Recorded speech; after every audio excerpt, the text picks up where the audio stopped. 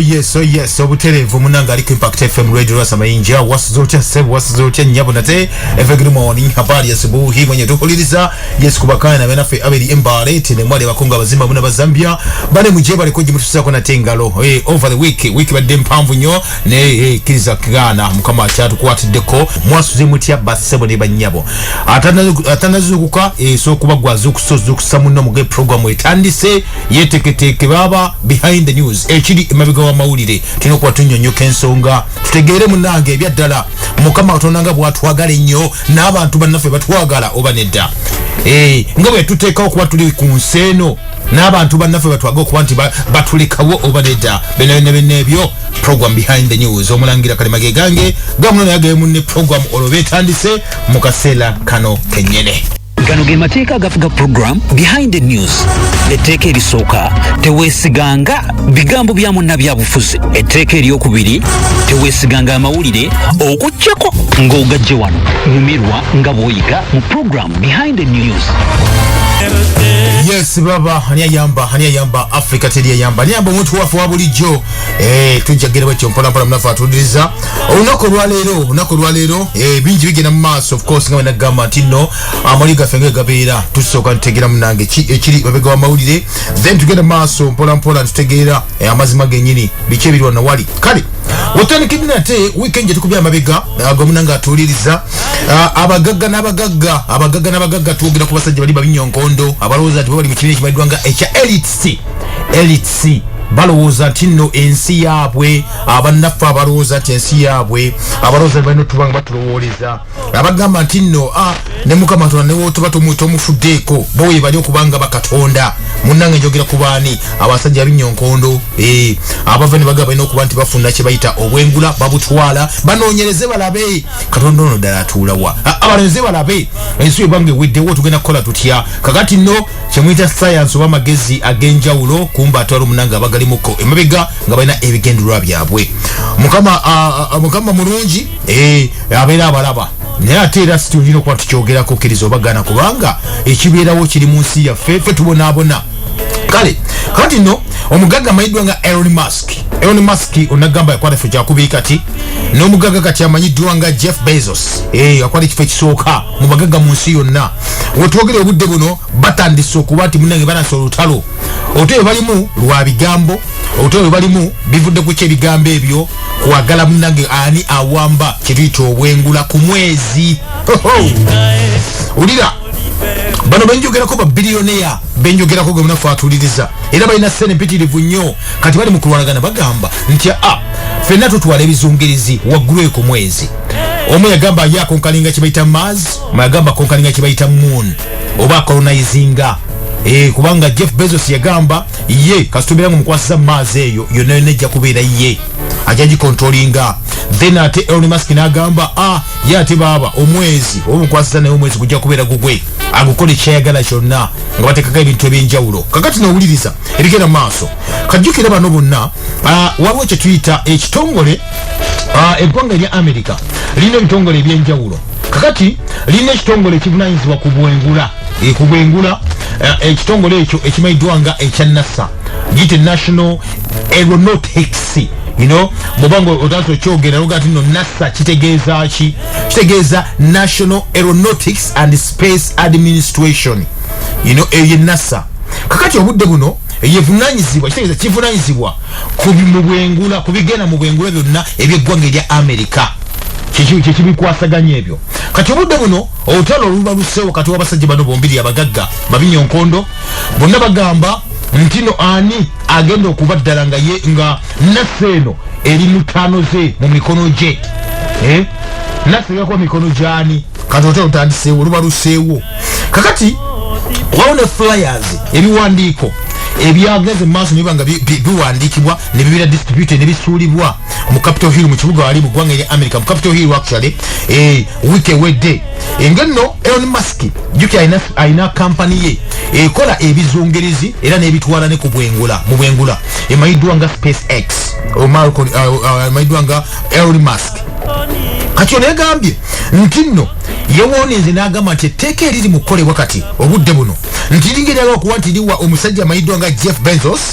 limwe kye tuyita gundi kye tuyita nti bilioni 10 bilioni 10 eza dola nga linga eri muwadde liwaadi nga yekayeka yakkirizibwa ekitongole kimanyiddwa nga ekya NASA okuba nti yatwala ebizungirizi that is ku mwezi oya baba era nti nno aberenga yenye yokka yagenda okuba nga yayitamu okuba nti yasinga ne China okulaunchinga space oba gundi that is aircraft ezigenda ggulu ku mwezi ebyombe ebyo oba spacecrafts kali munaffe ate iyo company ey'omusajja namayidwa nga Jeff Bezos omusajja yayogerako emayiddwa nga Blue Origin Blue Origin eno company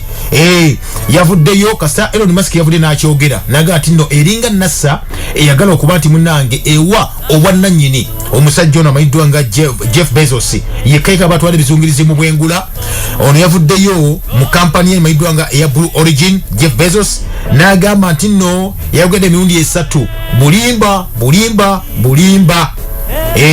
naga nti ebipapula ebyafulumiziddwa Elon Musk ne company ya SpaceX bya bulimba emirundi 3 nagamba nti nno Elon Musk kyatya obudde buno ye competition mbwatyo okuvuganya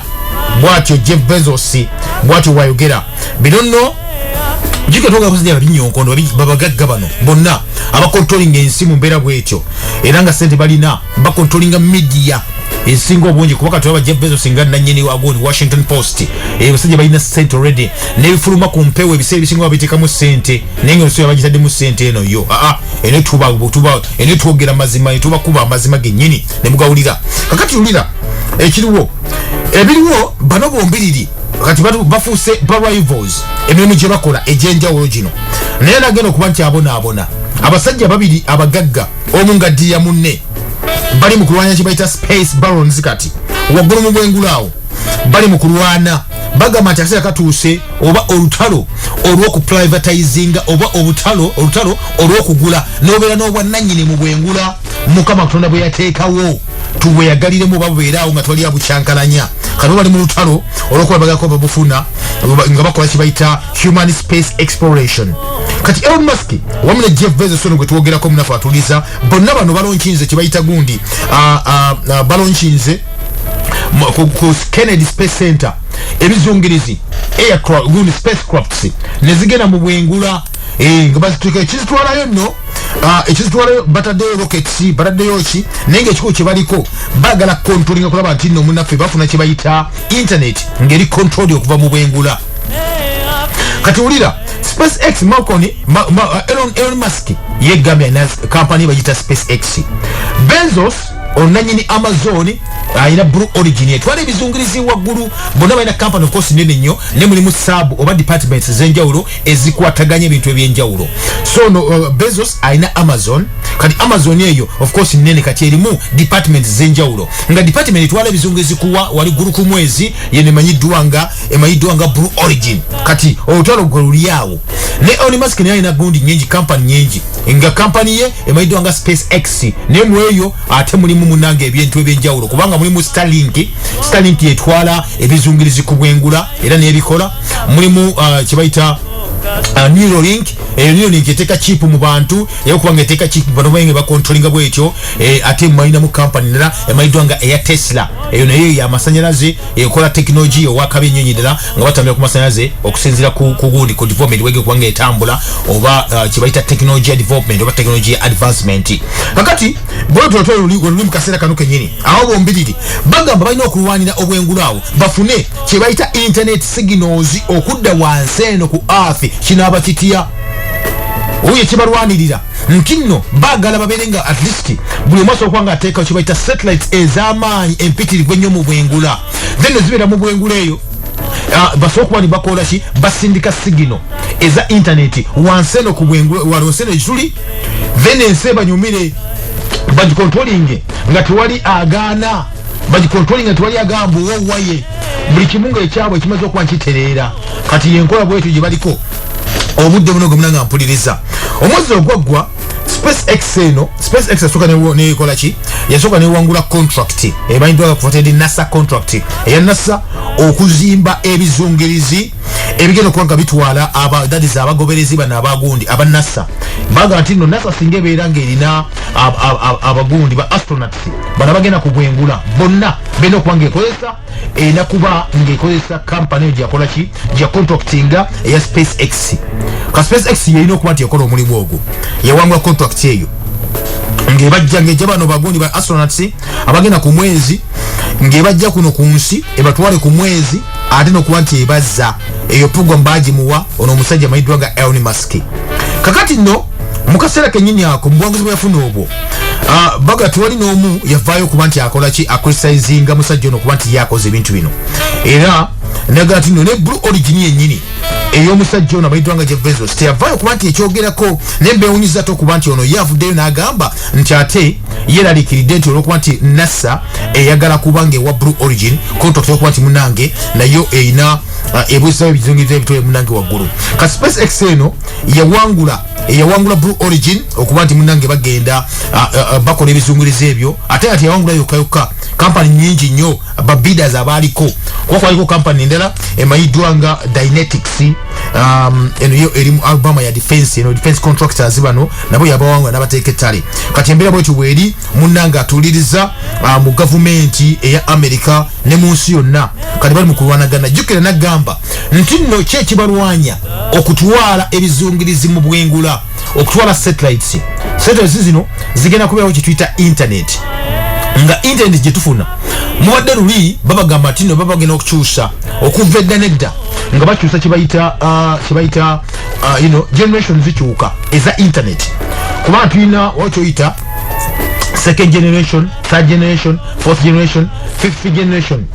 ne sixth wamu ne seventh kati abasinga obungi mubadde mwekalakaasa kubanga advancement ya technology oyo buli wajja agirako nate ebintu ebirala ebisinga bibeera bizibu ebigirako ebizibu nga ki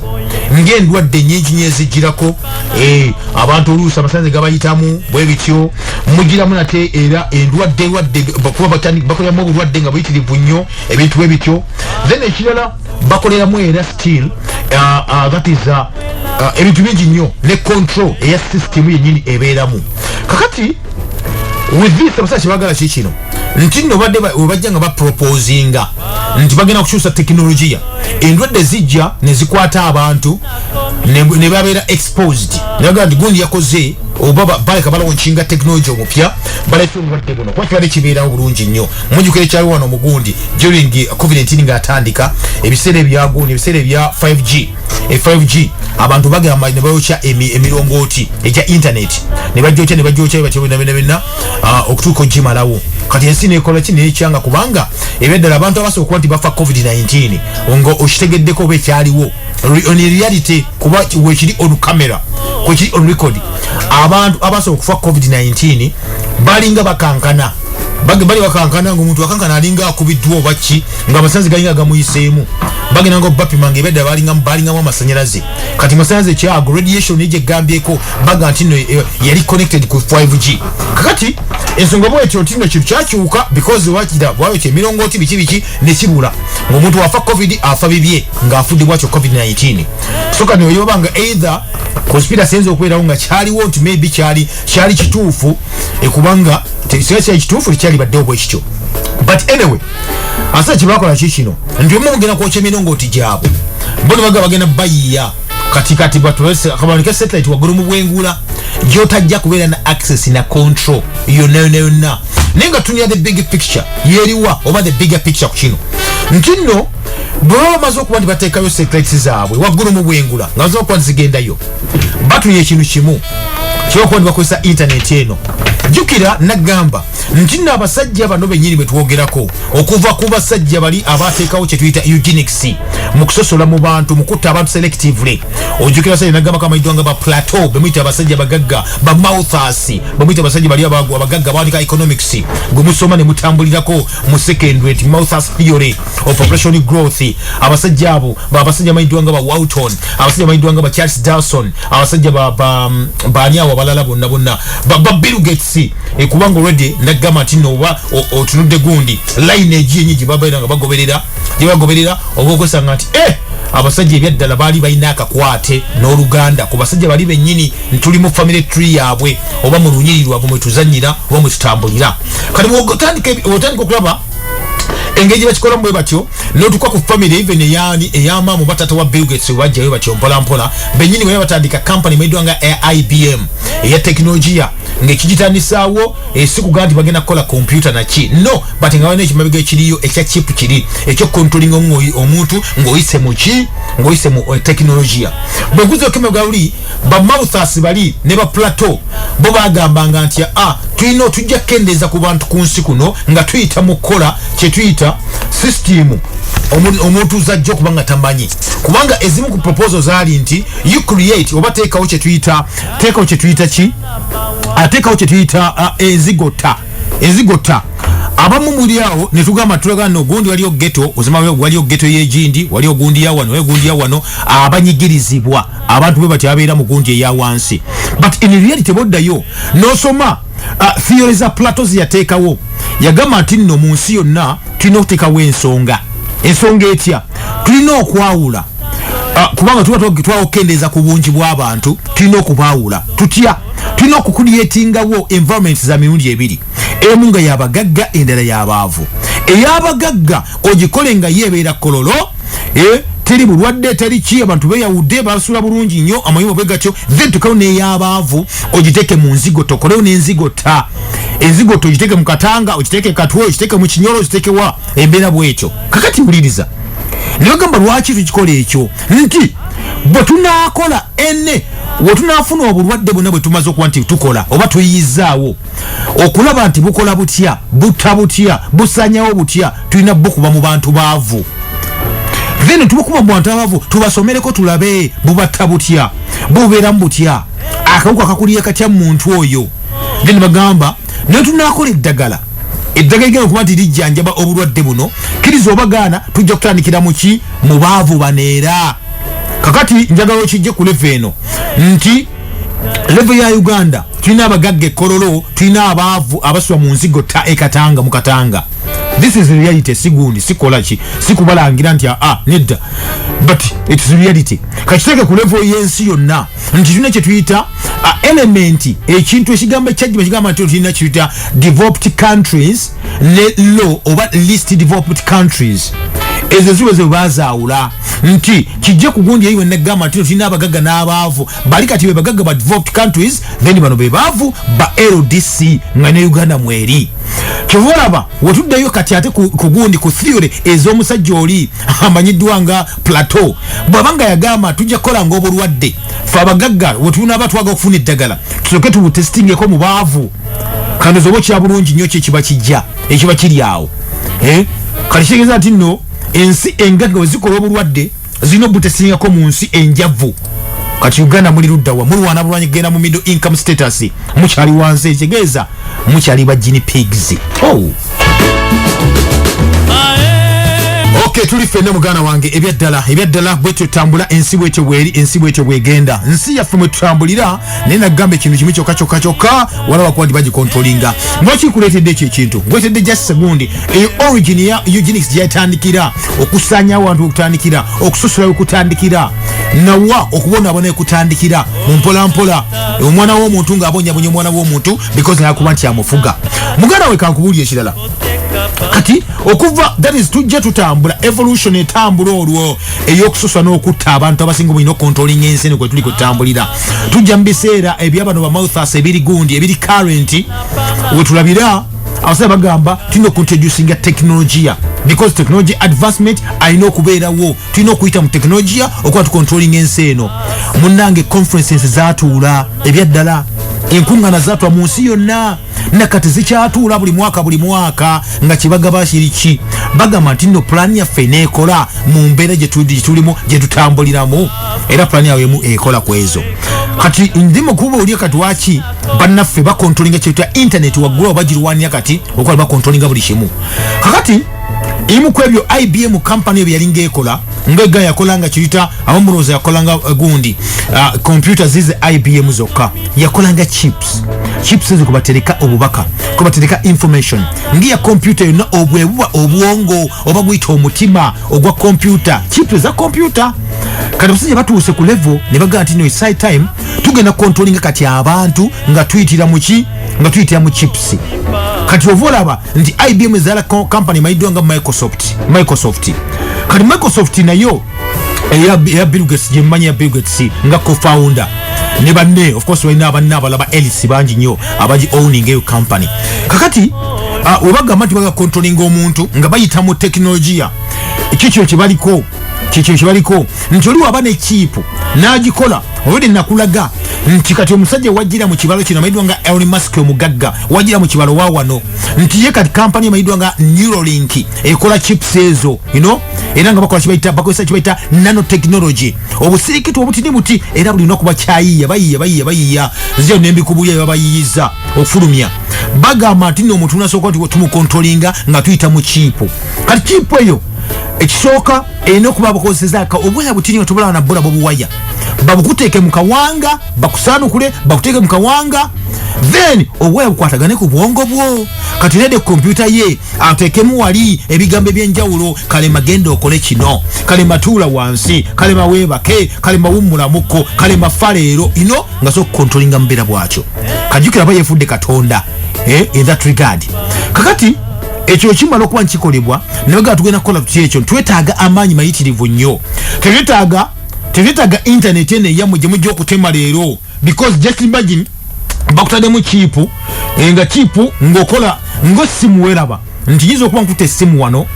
ku Impact FM ng'omulongooti gwenfunirako signals oba gusindika signal guli wali ku gundi ku Constitutional Square mu Kampala ewali Mapeera nga bwe guli omuwanvu guti omulongooti wenkuba essimu nga njikubira mama wange gyali eri ekalungu nga signal ekasuka ku mulongooti ne ku mulongooti oguliwo wali ekako oba ebukulula ne gusindika ekiwaawo okiraba nenjogera naye kati just imagine kati ng'essimu woogirina essimu gy'ogirina essimu erimu chipu egekusindika signal kati essimu eyo just imagine nti nde chipu ogigyemu essimu eba efudde bufi oba omulongooti ogugyewo essimu tejja kuconnectinga kati n'omuntu bwatyo bwali nti oba bakoze chipu n'abasajja ne bagamba nino kale nino omulongooti kalugambe chipu gye bantaddemu ng'omulongooti ogukontrolinga guli wali mu Kampala mu Makati kati just imagine bino bimwekalakaasa ne mugamba nti baleese endwadde bakoze bitya ne mugenda ne mwokya omulongooti ogwo ne gugwa kitegeeza ffenna balina chipu eyo tugakwebaka nga zigundi zisaibongo oba ziroboti bappa kubanga tuyoka tulina connection n'emu eya internet nga tufuna orders kuva eri abeyita bakatonda abakola bino betwogerako kakati wuliriza munanga atuwuliriza gwaliko Impact FM radio Samayinja ekitamba bwe mpola munanga ali eyo kati no embadde kyakuya abasajja bali mu kulwanagana otolugenda mu maaso okuba nti balwana lutalo lwa byanfuna lwa controlling anseno kwe tuwangalira kizi obagana mugana wange ampuliriza akati no lwaki mbino bigamba ntino bagamba ngaiga nti no already bakimanyi nti otuba tulina chips ezenjawulo mujja kwekalakaasa mugere tukoyo kutukontrolinga bwe tukontrolinga kitegeeza kyekyo bajja kuvayo bagambe nti no tugende tusoke twase emirongoti y'abasajja bano twase emirongoti y'abasajja bano tubeere nga tukola ki tubeere nga tubeera free omekuba ngoli free kati lwaki munajasa because mya kitegeera nje gigaba internet kale omugamba nti gigaba internet kitegeeza nti no mugenda mugiteeke wansi oba mugyoke nga we kyali ku 5G we bajjokya mu nsi yonna kakati muganda wange ekiriwo kikino bo kye bakola ne bagamba nti no tulina okukikosalira amagezi kati internet tugenda giteeka mu bwengula nti kati omuntu wa bulijjo kijja kuba kibuzibu nnyo okulinnya ogende mu bwengula ogenda mu bwengula okole ki ogambe nti ngenda kuteeka wansi omulongooti gw'omusajja gwanabataddeyo oba satellite gye nabataddeyo kubanga ejja kubanga gwetambulira okwo kakitegeeza nti satellite yonna ekisowaani kye balina oba satellite ezijja kuba zeetambula waggulu eyo kuba right now Elon Musk akateeka satellite zisuka mu 1200 bo bali mu kulwanya kati bwengula nti babeera waggulu eyo kati banaba bakuwayalinze nga balina internet ate ng'edduka speed ya njiriri nga basooka ne bakugira bakulondoola abamulabe muwulya ebintu bino nemuga maybe biringe bitaliyo noga biringe bitaliyo naye already naga buli kyola bakyonna ku nsi kuno bebera plan y'amaanyi nnyo etya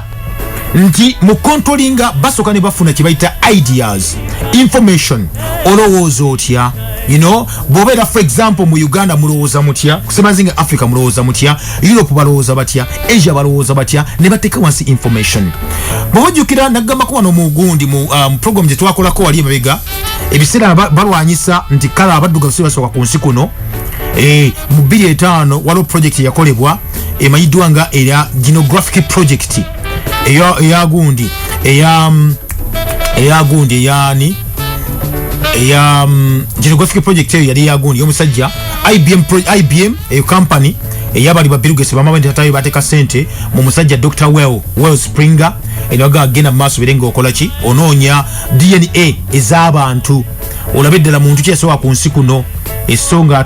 okutambula mu nsi yonna nga bagenda bagira balonda kibayita gundi endaga bagenda kibayita endaga butonde ku bantu eyo genographic project bagikola mu 2005 nebiranga munange yingiddewo akati ekimuko kibakola bafuna kibayita DNA okuva mu bantu ab'enjawulo okwetola ensi yonna ne bazitereka tebagamba kibagala kuba bazikozesa bo bali ku kintu kimu bali bakujjawo kiri ekya Dr. mayiddwa nga Dr. Grega Mendo gwe tuyita father of genetics yava nagamba nti no black abaddugavu balina kibayita dominant genes then abeeru balina kibayita recessive genes okuba ndi bakijjawo naye data ena gwe bakuŋŋaanya yenna bamutereka somewhere era ekyo kyo bakimanyi naye nekujukiza negamba nti no ojjukire bagamba nti bazimbye laboratory waggulu mu mwezi eri ewali obunyogovu bungi ennyo nga beetaaga enkwanso z'abasajja 7,600,000 nga kuliko n'amagi ng'olwedde ziri fertilized nti obudde bwonna we bujja amaze okuba nti ensi emaze okuba nti esaanawo then bakole ekintu kimu bo balina ebintu byabwe mu mbeera y'emu ne bajja nga bakola kibayita robots ez'enjawulo ne bajja bakola kibayita abantu bakola omuntu kati nga muntu byuma kuba kati process yaabwe eri nti balina okuba nti batuuka ku level gye tugamba eri ey'okukola omuntu ng'ali perfect baga Katonda yakola atya omuntu oyo kati nabo bali ku kintu kimu bali batandikidde mu gundi emu banakira mu cyborg ne babiraga mu filimu mwabirabanga mu filimu loza just filimu ne bajja ba upgrading mpola from cyborg ne bajja mu gundi mu robots from robots badasana kugezesa kati kubaki ketuyita kati ebintu ebisolo nga enkima obudde buno kubanga bali bakigezesa bulungi nnyo bali ba controlling batyo omuntu ng'otambulye ku bwongo bwabwe kati ekibaliko oba kyoli mukola kati nti yode data bamutereka dda bamukuŋŋaanya then mu 2018 paka 2022 wali project enegenda maaso nekolebwa eya nano ejibakola nano project ejibakola endala nayo yali yakunoonya endaga muntu miliyoni zali 2.2 okwetola ensi yonna nga bagenda bajjako then bwa project eyo esinga obungi ennyo banga tekoze waliwo ate endaga butonde zaade bagenda mu maaso ngera bakuŋŋaanya DNA ez'enjawulo bazikuŋŋaanya batya bakola obulwadde ne babusindika mu nsi ez'enjawulo nga bwe nagambye ne mufuka guinea pigs then ne bagamba bakunoonya eddagala odifuna ne bagamba tulina okuba twetaaga kyota DNA samples ne bajja bazijja ku bantu ab'enjawulo ne bazitwala kati ubozitwala jiko tutegundi samples mpitirivu nnyo oyinza okukola kyoyagala gwe kennyini then oba n'okola ekirala kyoyagala because nagambe kino kimu teri muntu akola bulwadde teri muntu akola virus soka kitege ku computer virus now teri muntu akola computer virus n'atakola antivirus kubanga already ebeera business nti n'oli akoze ekintu alina okukolirako gundi yakyo taliyo kubanga eri wakola bakola virus baji manufacturing nga bapa nagiya oweri abeera mu ssente period kiba kiwedde sente ziba ziyingiddewo then bwe kiggwa ekyo nabeera nga ye kennyini then aba ne antivirus ng'agirina teri muntu akulimba nti akola virus alina antivirus tekiriyo ekyo then oba gundi obanga agamba nti nno ngenze nenkola ki nti ngenze nti ngenda kulima oba nja kwebaka nga tolina nnyumba kubanga bwaki bakikoze asajja bwaki bakikola nti basindika obulwadde obwo ne bajja bakuŋŋaanya kibayita gundi DNA mu bantu nti bagenda kukola ddagala ne bazitwala samweya ne bazitereka gye baagala tojja kubawoza kubanga toli musawo agidde mu ngeri ya kisawo aze mu ngeri ya kuyamba nti oli bubi nnyo alina okuba nti akutaasa kakati wuliriza ekyo nga kiwedde ebyo bakola byali bimu nti basoma obwongo bw'abantu nga bayita bali bajja balikodinga already mu Africa ne mu nsi namwe kimuyita Big Brother mubiraba kugundi ku TV ezenjawulo Big Brother Africa, Big Brother EU, Big Brother Niger, Big Brother UK because bita nemwe wana oyina mara bude bulamangala abo ati atumna bwati ne yetegereza nalaba nagamba ya noga nti okay no problem ogenda mu nyumba no manawe myezi 3 ne bakuwa sente simanya millions za dollar mitwalo za dollar mitwalo nga asatu noga fuluma gena nazo nengo okoze mulimu ki tewali kuingira just mu nyumba kubeera okera kumacha kulia ne bakulaba nti weisotya boba notinga Big Brother is watching bakoyisachi all sing eye of Osiris eriserio Big Brother is watching bone bali coding buli kamu so that is control bali mutu controlling ante tumanyi fe tugira bwe kitukwata ko bwetyo ogalaba biti egundi banna igaitano yawangudde sente yakoze ekyamakulu mu nyumba biki obode bali coding bagaba na Uganda beyisa batya obatirawo omwenge bakola batya obatirawo emmere bakola batya obakutirawo mukazi weisotya you know all that information eri documented kati bagenda gikozesa mu kibayita chip seasons bagenda kuba batu controllingiramu nti muntu teko omuntu nga atambula cyuma kitambula ngolaba cyuma nenga mu Uganda example nakibawa wano mugundi muki wetwali mu Russia wetwali mu Moscow mu World Cup eyagwa obaga nti abangereza benzi nnyo baba kolira robot singa obukazi naga nti noti batusiga endwadde batamivu ate benzi nnyo ne bakola this is reality just mu World Cup yakwa garuli ne bateeka robots mugundi mu hoteli z'abangereza nje abangereza ze babakoyesa balime kusiga bulwadde bakazi bo mu ggwanga erimaidwanga erya Russia ebyaddala ngolaba omukazi nenga byuma kati waruwa ka level etuse wonti ne chuma baga kikendeezaamuko naga ono wabu Sofia bwe bakoze robot sobo kogera ngo omuntu yennyini era nga nakakutirako ne kogera bulungi nnyo kaga mangenda kuba nkola omukazi alina okwanti akola maka nga kakimanyi bulungi nnyo ebyaddala kati abakazi simanyi mugenda kudda kubanga obuntu buno babuleese already osache ba controlling batyo No, your program ebakunya. Nebetonda ku lw'ensobi ze bakola. I'm sorry for the consequences that were unintended and that have had a very unfortunate impact on people's lives. If you can patent a virus, that means somebody made it. What the United States government did was shameful, and I am sorry. Program Behind the News tekuleka chechimu tutereze byasoba netukulaga ebikusike changu nnyo okutta akade kalamba than oba controllinga kati wetwebuliza bana asobola tu controllinga muganda wange ampuliriza ali Impact FM radio wasamayinja oba nedda okay ngenda kubanduza nfuna kusimuza bantu tuwaya mukona mmwe mukasera kano kenyini munanga alyeyo so kwanga uita kusimuza fe tuwaya muko tuogira ku nsonga ezenyini okay there's a message anjewo eri connected actually okay mulangira kalema Talema Douglas Entebbe yaga please watch this new movie 2020 movie jibaita enlisted watch all the parts but the last part has the summary of all their plan after the lady got ready-handed by the kids. She talks out the plan. Thanks. Talema Douglas Entebbe agamba nti omulangira kalema laba ku filimu emayiddwanga ya 2022 empya emayiddwanga enlisted la ebitundu byonna ekitundu ekisembayo kirimu ka summary kali ak'omukyala nga agamba abaana plan eyo neyonna nga bazo kwandibwa mukwata ready-handed lubona mwana Douglas talemwa webali nnyo webali eddala movie eyo ngimanyi egibayita enlisted here good enough kyetwogerako kyenyinyini wow that is great movie eyo gibayita enlisted gyetwogerako ebyaddala baddira omanyi yagundi onagamba ko twaliko wano program gyetwogerako lumwe emanyiddwanga mind control nga bayitamu education mind control bayitamu education etya baddira abaana bato ave machi bayinza okuba bali mugundi ngati bali mu primary oba kali high school batandika butandise high school awo nenga bakyali bato myaka kuvanga myaka nga 8 12 pa 14 awo ne baddira abaana ne bateekamu kye tuyita implants electronic implants chip ziri bakuba batwala abaana naga tulina okukola ekiyita general check up ey'obulwadde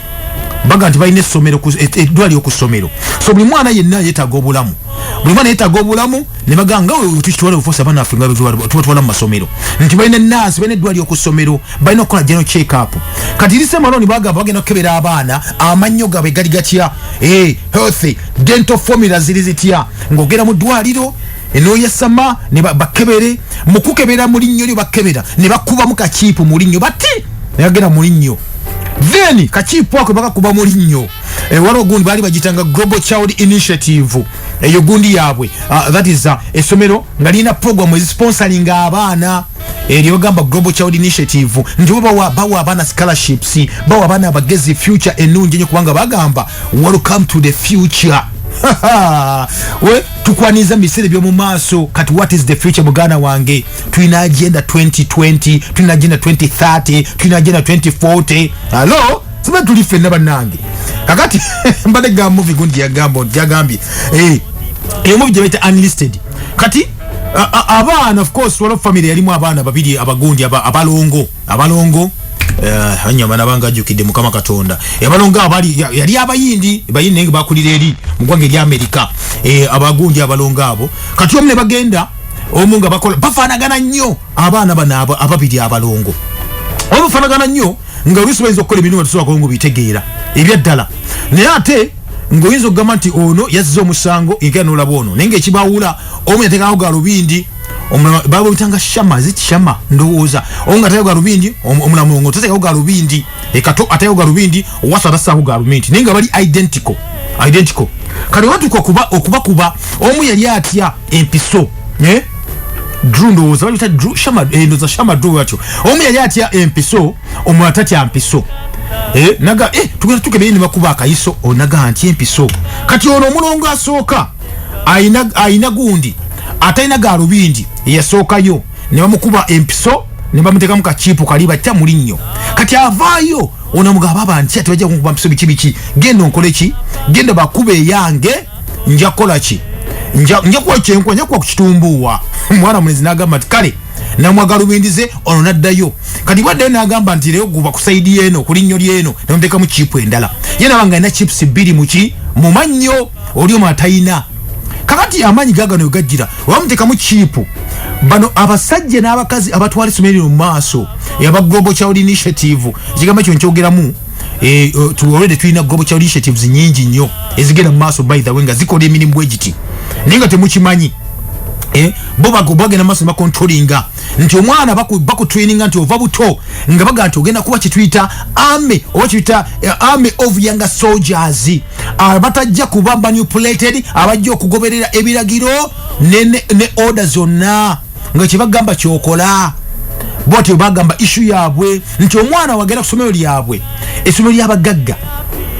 bagenda muwateekamu ebiragiro nti omwana nga omulagira ekintu teyenyenya bwadokola ki akiza bukiza nakola kyogera kwati omulagira nga ayina empisa mugana wange ekyaddiyo kimanyi omuvubuka gwe bateeka mbagala okuteeka mu chipu zino nga just omwana abeera omusomesa oba instructor abeera nekyo tuyita gundi kyetuyita iPad anyiga bunyezi kwa iPad bwati nabagamba it's time for akade kavuga ne bagenda ku assembly najja ku assembly nanyiga iPad bapa abane bagewuka bonna gwabadde ategeera ambaso ne gakiwuka ngaroga tukyategeera ebiri ku nsi just imagine nti bakusirisa ne bakola ki ne bakuzukusa chipu gye bakuteeka mugundi mukamwa kati ono omwana zigwa bateeka mu chipu ye omulongo ako abanne bakola ki bagewuse bali mu kirasi bagewuka jesa omuntu agira bagiba n'atyuka ne bamuwa ebiragiro nakola kye bamulagidde there and then tamanyi kigenda maaso ku nsi okusira ku computer kyaba programming kati abandi bakola plan of course onayire mugezi nyonga amayine computer ono gwatateka mugundi kachipu ako nabiranga asokuba ndi bayiya plan yone yokola ki yokuteeka wansi system eno oba government eyo na but anyway that was great we bali nyo Douglas Talemwa with that insight kikuru nnyo ekyo kyotugambye abaana bano bateekanga kati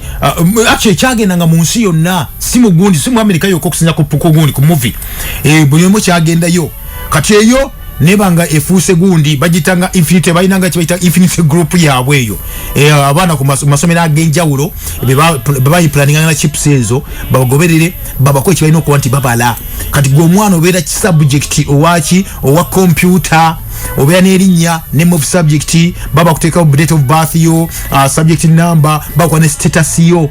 oli compliant oba uncompliant bwe kigenda bakongeramu obeera monitored 24/7 ku kamera zikulaba mu bibuga byonna mu nsi bateekamu kamera nga zaba buli wamu buli kanyomero wotambulira aba ku monitoringa ebyo batakadona okubikola by the way kyo kyegamba ekyo bayita mind control barako bawulamu abaavu abagagga abagezi abasirusiru abali medium nge bachawula mbono baga balina kye bayita babeski ababulijjo balina ne koa bana bayita ba elite C oba de elite tuli Fernando za baba kakati no yensi bweri era nga buli group yonna ena special group task jeno kwanti ekola ng'omugagga oba ali abageze nnyo ba elite be balina okuwa ebiragiro bano ba basic ne bakoa be balina okuwa nti babawo ebiragiro munafu otuulira ondozo ompulira regulatinga empisa egy'abantu bonna ez'abaana era nga bagamba nti balina ekiragiro kigamba nti between makati g'emyaka nga 14 14 nti abaana bonna bayingira mu kye biyita second infancy kati abo be balungi okontrolinga. Hello, welcome to the future mukama katonda. Okay, tuli Fernando za mugana wange kati no webuze omwana oja asomera biri bitya omwana bagenda mukuba eddagala kudukutso bagenda mujjanjaba ofanyo okulaba bagenda mujjanjaba ki bina jamu Uganda tebijje mu Uganda. Tuli munsi yaki ensi ekyakula Impact FM kwoli kangere maso mpona tuso ku note 7 note 5 984 oyina question yo najwa kwanti obuuza akisera ke kalo mundaye tulinga tukwatagana mpola atuwa kineda. Okay mbadinya kusoma message eno oba mwise next agambe thanks for the program. I know that the next expensive good after oil and gold is data information. Okay, tell us some ways we can avoid our data not to be collected. Bwana nesti baba kibuzo nga kikakali ekyo agambe tina manyi program agambe ti amanyi kidake ekyebeyi ngojeko amafuta ne gold ne zaabu ekiro kisinga okuba ekyebeyi ajja kuba information oba data nagamba nti no tubuje ngeki sokwa tweyiwalamu okuba nti data waffe tebamutwala data tebajja mutwala singa singa tolwale nebo nolwala banakola bulwadde ne bujja kati ngobadde obuliwo bajja kujja bagenda ku force bajjanjaba ne bitaga samples okuva mu bantu abenjawulo ba collecting samples ezo ojja kubanga munango okola ki zoka nti obyewala so ekyo kutegera mu data ebiseera bisinga omungi ogenda mu ddwaliro ojja kutuuka ogenda mu ddwaliro nga ina consent balina okujjako omusaayi ogwo bajjeko n'endaga butonde nga tokimanyi kubanga obadde tugenda mu system kati eri digital anesinga ovudde mu nsino gati anze zine mu analogo bado ogenda mu digital oyo information egenda kubanga eri mu centralized system nga jukira ojja kugenda mu ddwaliro oyina kadi already nawulidde after anawulidde nira yagambe tugenda kuba tugenda mu gundi IDs zaffe endaga muntu bagenda zitayako chips bagenda ziteka mu chip eziri gundi computerized of course mwaka gwa 20 mu 23 I think wezigwerako endaga muntu yogwerako so kati wegwerako ezigenda okuna mukwanzi zifuluma bagenda kusamu chip kwali wojitu endaga muntu yaffe gye tulina obudde buno zigwako no 2025 wezigwerako nga 3 omwezi gw'omwenda teziriko teziri mu kachipu kali baga project wede yazze oli nagamba wachinchoge kino anyway already digital migration project eyo nchoge because wede sende zajja kuwa World Bank yasasulya program ya digitalizing Uganda even from analog from TV ne ID system yo na yasasulirwa da bayisasula da. I know that I'm conco sure yasasulibwa da ndagane zakolebwa eri mugonzo nazina yakolebwa da nga buli muntu yena n'okuba nti afuna kituyita gundi okubanga tuva mu analog okugenda mu digital nga muntu yena okufuna kibayita set top box ya bwerere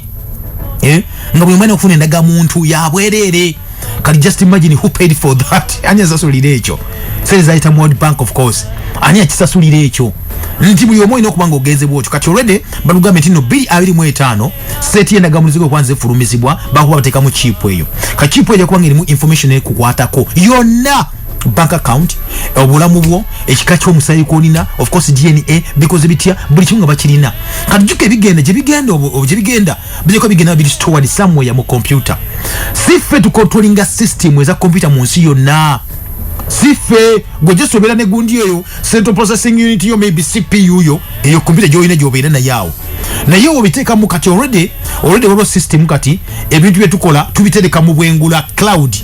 mu bwengula oyina gigabytes za data nga meka for honesty oyinza kuba gigabytes za data nga 10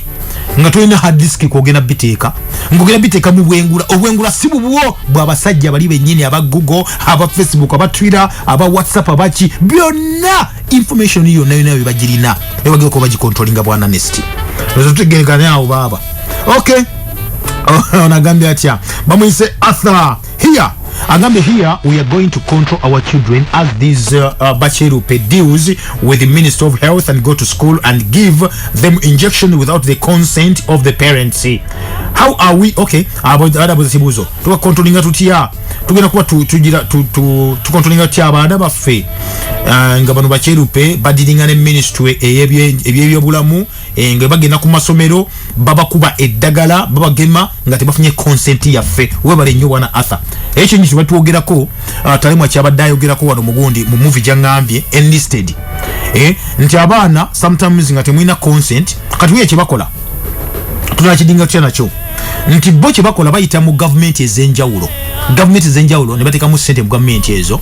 nti government omukuyita bayita ba lawmakers bemuonaga abaka pa parliament ne bayisa amateeka ageno baffe valinga gatya nti bayisa etteeka nti obulamu tebukyali bubwo obulamu bufuuse bwa gavumenti n'obw'omwana wa gavumenti bayise etteeka mu parliament ezensi yonna nti bw'ogaana okugema omwana wa gavumenti gubeera musango gwa naggomola treason bajja kusiba kati ba instillinga fear mugwe amateeka go tebagayisa nono weriri yes bw'ogaana ogemesa omwana by the kati obwedde guba musango gwa naggomola gavumenti ekusiba treason oba olidde mu nsi olukwe kati that is the system eyo system yafuluma 1976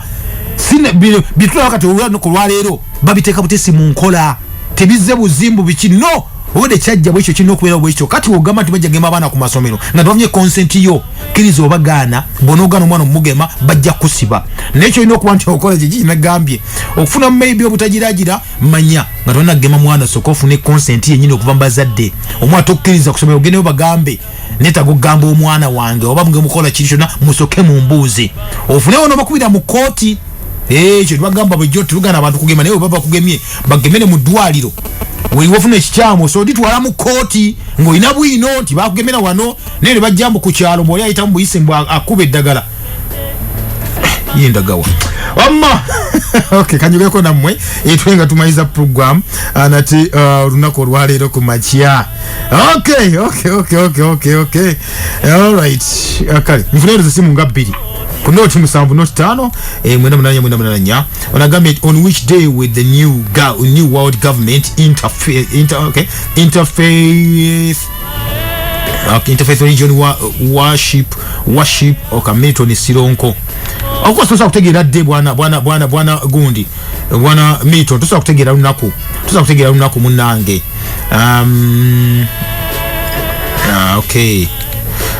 okay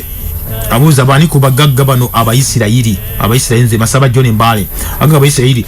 bonna balina kakwate okujja ko Elon Musk yakubagagga nti kuli mu Isirayiri Elon Musk yalina jaso bugundi bwa mirundi 3 nenga toyina kugira tuba tutuze ku gundi ku migrations ezenjawulo ovuno obuddo bwabwe nti baba nakakwata akabaju oba nedda akabaju bwe batyo mwebo gamba nti ani mu Isirayiri oboze uchiyoga nti no Isirayiri yatandika ddi bikiwe bityo enoga yatandika mu 18 oboze yoko naye wetwogera obudde buno bobotanso okuba nti ozeyoke mabega osobola okumanya family tree yabwe etambula etya Elon Musk bagaya bamuzaye mu South Africa nagenda mu Uganda mu Canada nagenda mu Uganda mu America inovuza rundi 3 bwe bityo so ebintu bwe bityo okay nagamba nti no those who vaccinated from COVID were recorded ID number. Are we safe? I'm Abdallah. Nti abagema COVID-19 baba recording ID number zabwe. COVID-19 I think baji gwe nyinyi nga tana kugema wayina okusayininga consent. Consent kitegeeza nti wekibawo ekiyonenya nekikutuuseeko okkiriza tebakugize tebakudragize kugatugenda kugema lwampaka kuba ekyo etteeka teririiwo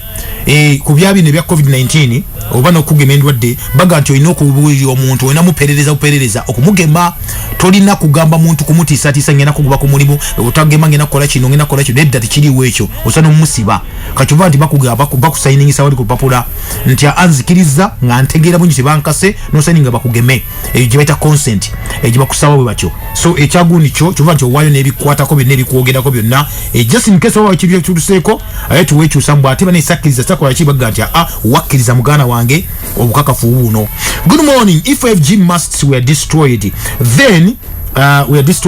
why the increase of COVID-19 cases? Taneza ndeko linyalyo nti COVID-19 wabanga bakola COVID-19 cases government olwasooka bwolaba kyekyaaliwo okusooka bwolaba cases zava mu ggwanga erya China ezaalingawo abantu bagwa ku street nga bakankana bukankanyi nga bakankana kati bannaffe bapima emirambo egyo bagenda ogijjawo nga giri mu radiation ne baga kyajja kitya connection yagirawa so bwekyo bwe yali nti amayengo gano gana kuba gatambuza ebintu ebingi okiba nti zagira nnyo okusookera ddala nti abantu abali affected bali mu developed countries abakozesa teknologiya owa 5G ku bisaawe ku bikibe nebene byamaanyi bwe bityo ne with the time of course biri byaggwawo baga nti no zaali ki so tuyinza okugamba teknologiya obudde bonna bonna obeera wayinza okuba nti abwongeramu waliwo level kwabwongeramu then bakyusa ekisobola okuba nga kibeera bwe kityo nti of course naffe twali tugamba nti kijja kitya naye nga bagenda kizuula nga bagamba nti lwaki abantu bafa babeerako radiation nga amasanzi gali agasigala gakuyitamu ekitegeeza nti woofa n'okankana baga kyekikankanya yesu omuntu wafa ebya bulijjo naye lwaki okankana ng'ofudde oba ng'ogenda okuba nti ofa that was the gundi question yaliwo then ne bakebera naga mwalimu radiation bagano gizuula nga radiation gye balimu eri connected maybe ku 5G ekyadestroyingisa emirongooti egyo okay mbadde nsoma ku message zammwe wano mbere nga mmaliriza Milton ebuzo besijja kuddamu wanaye ku mpewo anesinga ondabye muntu ku buntu waliwo besijja kuddamu ku mpewo ebyaddala nga bibe tisobola kuddibwamu wano bwana Milton naye okubanga owuliriza mu kaseera kano kennyini kale okay nfuna esimu nga emu okay mbadde nsoma message zammwe then tube nga tumaliza program omuka Katonda bakuume twesabire nga ffenna twesabira ebyaddala togaa ti nno togana okwesabira mugana wange togana tokusabira ne munno ne munne ibawo naffe mutusabire sabe singo bungi ogana okola ebintu nga naawe obikyo byogera nga tweno byogera obiwa abantu omuka Katonda abakuume basabire banyabo omulangira kalima ge gange mbeye bulungi era mweraba eno ye programu ebakunya ne beetonda ku lw'ensobi ze baakola. I'm sorry for the consequences that were unintended and that have had a very unfortunate impact on people's lives. If you can patent a virus